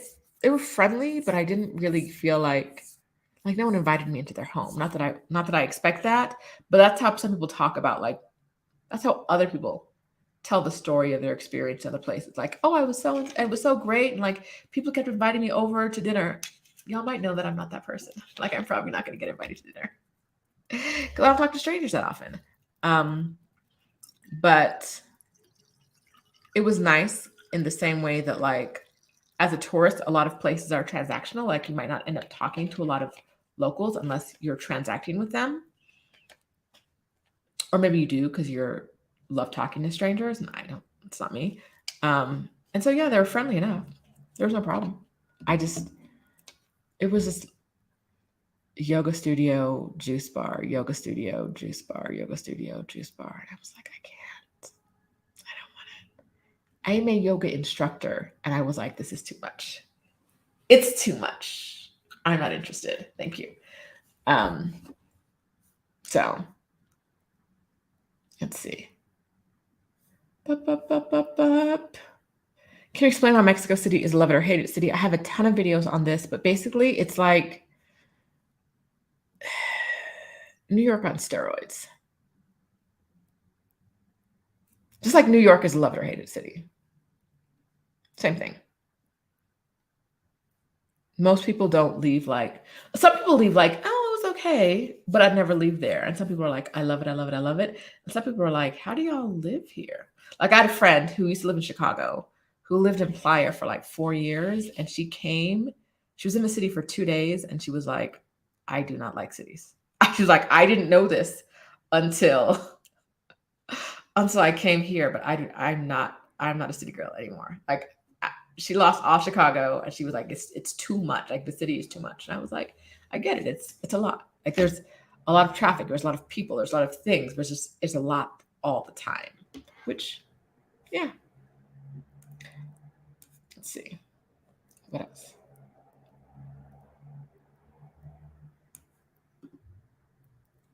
Stephanie's the extrovert in our crew. In Bali, I thought I was walking through a public place, but I was actually stumbling around a local family's compound. They let me set up my tripod and have a photo shoot. Yeah, that sounds right. That sounds right. People, yeah.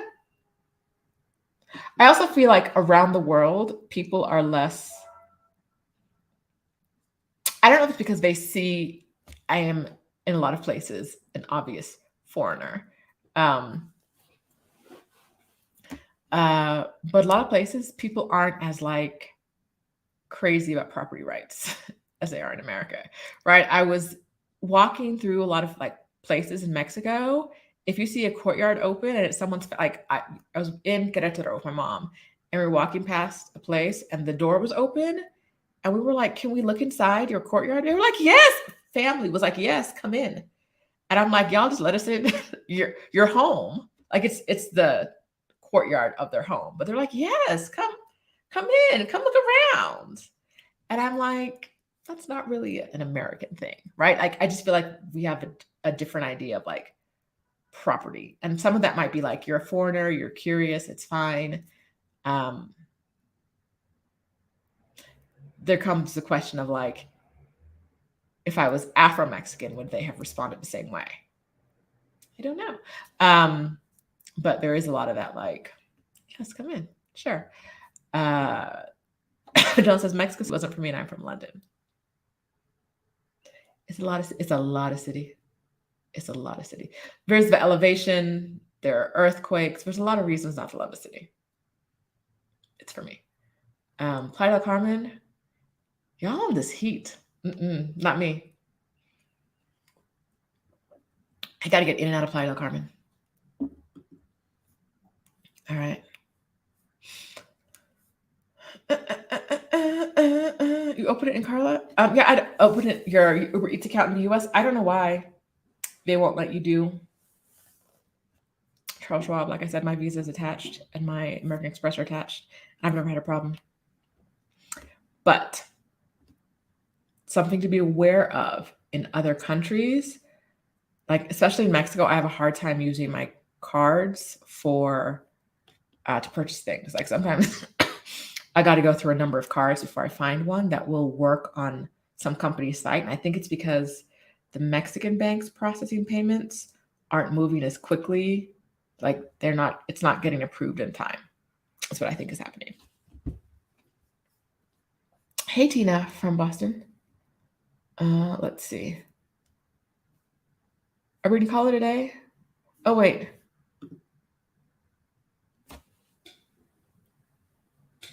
All right, Arya. This is my dance for you. I can't stand up, like I said. His dress is unbuttoned, so you're getting a little chair dance. Exactly a week out from my exit, I'm downsizing to two suitcases. My first stop is Portugal. Very, very excited for you. I love it. Very excited for you. Where in Portugal? Where?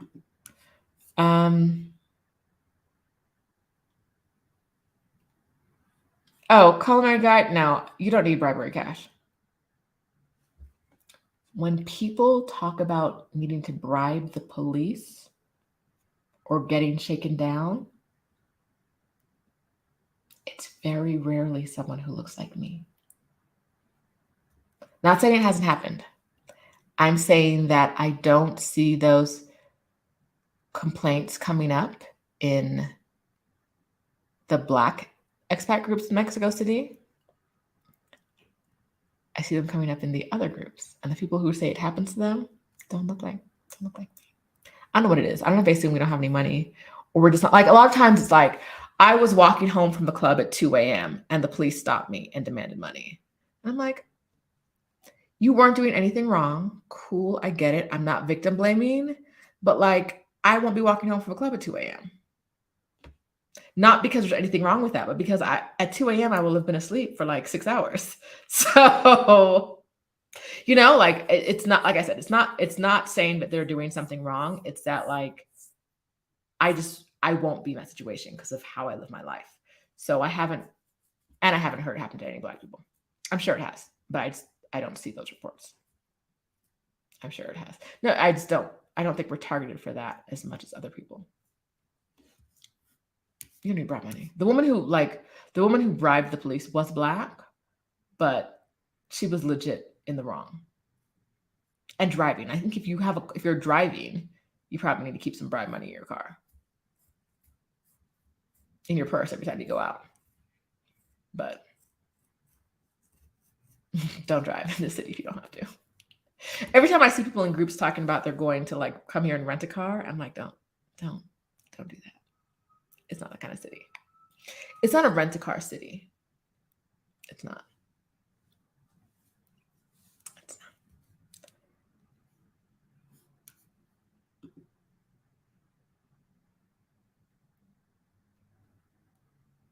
Okay, so Jade. My mom is 70. I am her favorite child. I'd like to claim that I'm her only child. I don't know. I'm at least her favorite. That's all I know. I say I'm her only. She says something else. I can't hear. From the very first time she came down to visit me, she was like, I want to live here too. She no longer wants to live in Mexico City. She wants to live somewhere else in Mexico. But would your mother be open to visiting you down here and seeing if she likes it? She might. She might love it down here. It's really like one of the best things about moving abroad is that like there's a certain level of toxicity in America that like you do, and heaviness. By toxicity, I mean like there's like this heavy feeling. My mom went to CVS. I delivered a package, and UPS always sends my stuff to CVS instead of her house. I don't know how to fix that, but I need to do it one day. And she was asked the guy at CVS for it, and he's like, "There's no package here." And she was like, "Okay, can you check?" And I'm like, "Oh, okay, I'll check again." It's there, got delivered yesterday. So either someone who works there stole it or gave it to someone else, or it's there. And she's like, "The guy's yelling at me." And I was like, "Yeah, people here I don't get yelled at in other countries for something like UPS delivered it here. Hey, can I have it?" And then you're like screaming because you had a bad day, because you're stressed, because like you live in a toxic country, right? And so there's that part of it. One of the things so my mom wanted to move because she just feels lighter abroad. So yeah, mom will visit. Have her visit, and then see like if she likes it or if she'd miss. I know, but like if she has a strong community, it can be hard to give that up. But maybe the trade-off of not being in a place where people are like angry about doing their jobs Huge. All right. Let's see. Yes, I'm her favorite child. I claim only all the time. At least favorite. At least. I come back to the US and I'm like, y'all pay a lot for a little. A lot. Y'all pay a lot for a little. Not into it. It's not my thing. Mm-mm. Don't drive in Mexico City. It's not. I love this city. Love it. I know people who drive here. I would like my future lover to drive. I would like to be driven. Thanks. Putting that out there to the universe. Thank you. Thank you. All right. Okay, friends. Oxtail. Cooked by a legit Jamaican. Not like me. An illegitimate Jamaican, but like a legit Jamaican has cooked oxtail. And it's waiting for me. And so I love you all very much. But I'll talk to you next time. I'm gonna go get some food. I'm gonna go get some food. I'm gonna go get some food. I'm gonna get some oxtail. Oh, okay. So wait, pause. Drop some links in the description. One is to the Exodus Summit Facebook group. If you're not already in there, it is a group for Black women who want to move abroad. I dropped a link to From Burnout to Bliss, which is my group coaching program for women who want to move abroad or take career breaks. We have a group coaching session this evening. So if you join today, you can join our coaching session at 8 p.m. Eastern time. And then in the comments, and I will add to the description, the link to my newsletter if you want to sign up for that. Boom, there it is. Adding that now. You can get that, and I send out weekly info that I think is timely and important and meant to get you up and out of here. So, adding that in the description now. Let me know how I can best serve you. Mom, when you come down, there'll be oxtails for you too. Okay, so wait. She showed up talking about oxtails, but when I was saying I was her favorite child, she didn't show up to confirm that. Y'all see this? Y'all see this? You see what's happening here? She has something to say about the oxtail, but nothing to say about me being her favorite child. Where was she when I said I'm her only child? Please confirm that I'm your only child and definitely your favorite. Because you hear writing comments about oxtail and I don't understand. I'm waiting. We're all waiting. We're 203 of us waiting. If you haven't pressed the like button, press the like button. Give it a thumbs up. Give it a thumbs up.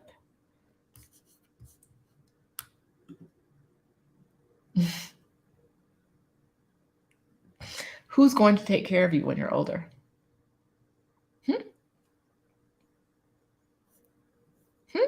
Who's going to take care of you? Join From Burnout to Bliss. Join today. We'll do group coaching at 8 p.m. Eastern time. I earlier said that there'd be oxtails for her when she came because I was going to buy some. But now there will not be oxtails for you, mother, when you come because you cannot encourage me in being your favorite and your only. And so I want you to know that this is what you've chosen for yourself. Yeah, girl, we got oxtail here. My friend is cooking some today, so I'm about to go get some oxtail, get some oxtail, get some real Jamaican oxtail. Y'all, is this an answer to the question? Is this an answer to the question? Riddle me that. I don't think this is an answer. Favorite and only. I would accept either one. I would accept either one today, favorite or only, and see what she does.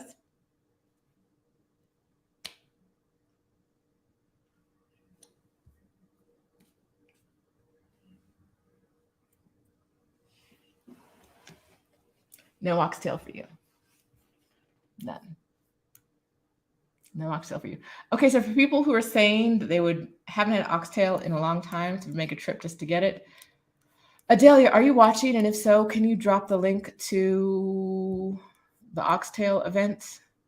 Let me see if I can find it because you just sent it to me in a text the other day. Yes, here it is. Copy. I'm going to drop that here. For anyone who's here, oxtails. It's a special pop-up event in June, and I'll be there. And my my mom will be at home waiting for me to come back with the smell of oxtail on my breath. Maybe some leftovers for me. I would say she'd be there, but she won't. She won't be there. Oh, and jerk chicken. Oxtails and jerk chicken. The link is above if you're going to be in Mexico City on June 25th.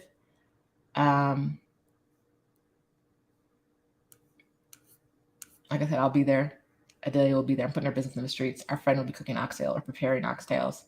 My mother will be in my apartment, not getting oxtails or jerk chicken. Thanks, friends. Thanks for sticking around. I will talk to you. You do not get oxtails. You do not get jerk chicken. You get nothing. Talk to your other children since you have them. Oh, wait. There are no restaurants.